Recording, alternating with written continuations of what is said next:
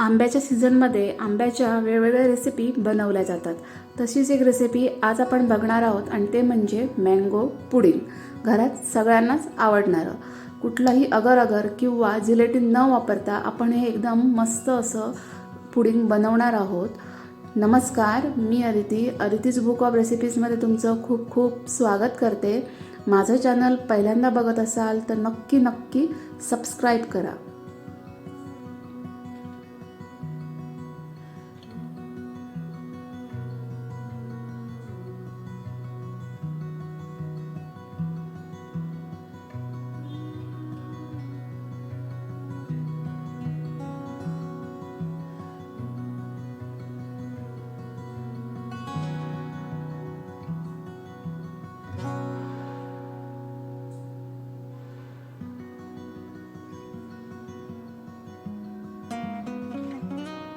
हे बघा, मी इथं 2 आंब्यांचा हा पल्प काढून घेतलेला आहे. हा पाऊण कप पल्प आहे.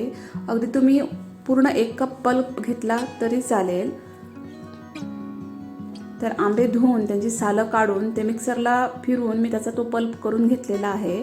आणि याच्यामध्ये मी अर्धा कप साखर घातलेली आहे आणि याच्यामध्ये मी 1 कप दूध घातलेलं आहे. हे तापून थंड केलेलं दूध आहे.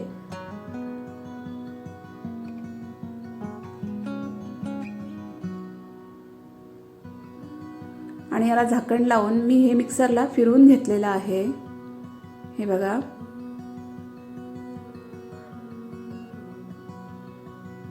याची मस्त अशी पेस्ट तयार झालेली आहे.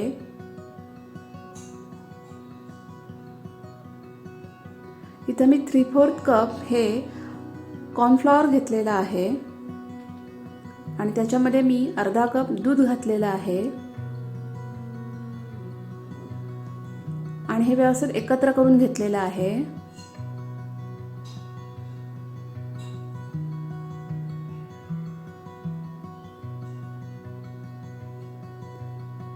आणि जो मगाशी आपण मिक्सरला पल्प करून घेतलेला आहे तर त्याच्यामध्ये मी आता हे घातलेलं आहे. ह्याच्यामध्ये ॲड करायचं.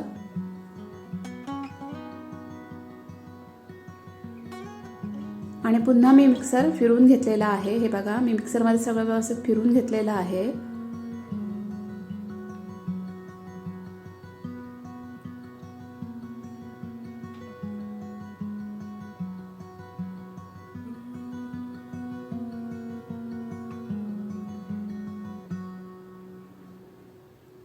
आता मिक्सरमधलं सगळं हे मिश्रण मी एका कढईमध्ये काढून घेतलेलं आहे.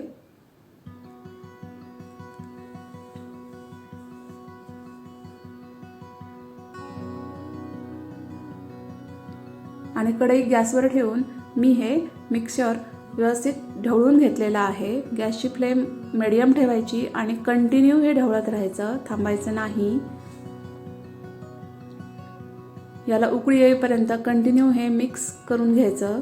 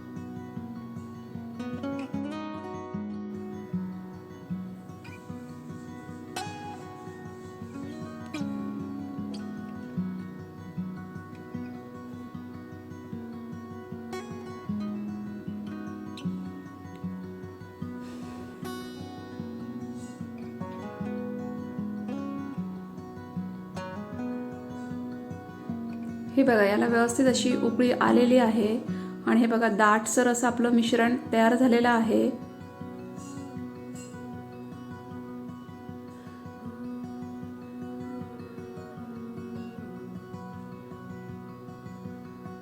आणि नंतर मी गॅस बंद करून घेतलेला आहे. आता इथं मी एक वाटी घेतलेली आहे आणि याला ऑइल ग्रीस केलेलं आहे.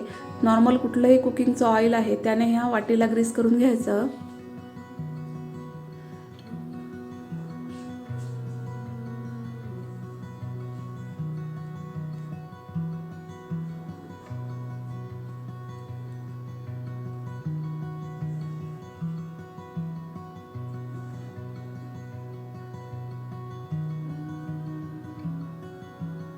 आणि मगाशी जे उखवलेलं मिक्सचर आहे तर ते मी आता ह्या वाटीमध्ये काढून घेतलेलं आहे.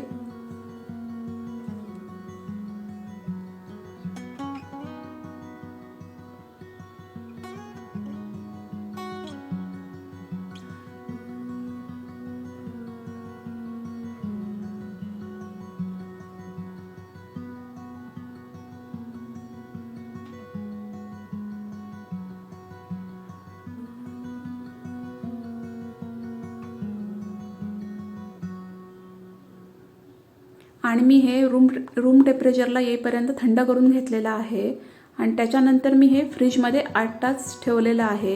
हे बघा 8 तास झालेले आहेत. मी हे फ्रीजमधून बाहेर काढलं आणि त्याला थोडंसं मी असं हलवून घेतलेलं आहे जेणेकरून हे व्यवस्थित बाहेर निघेल. तर खालून व्यवस्थित टॅप करून घ्यायचं म्हणजे हे व्यवस्थित निघतं.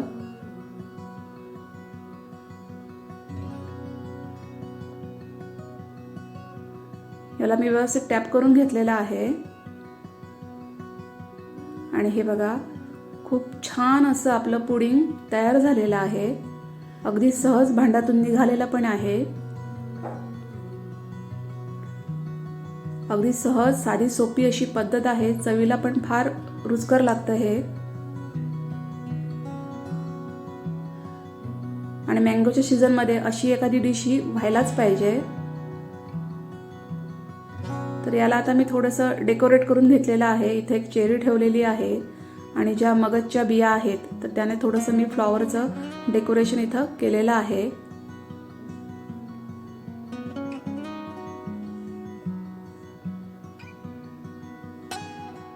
हे बघा दिसायला एकदम आकर्षक असं दिसतंय. खायला पण तेवढंच खूप छान लागतं. तर तुम्ही पण ही रेसिपी ट्राय करा. एकदम साधी सोपी अशी रेसिपी आहे.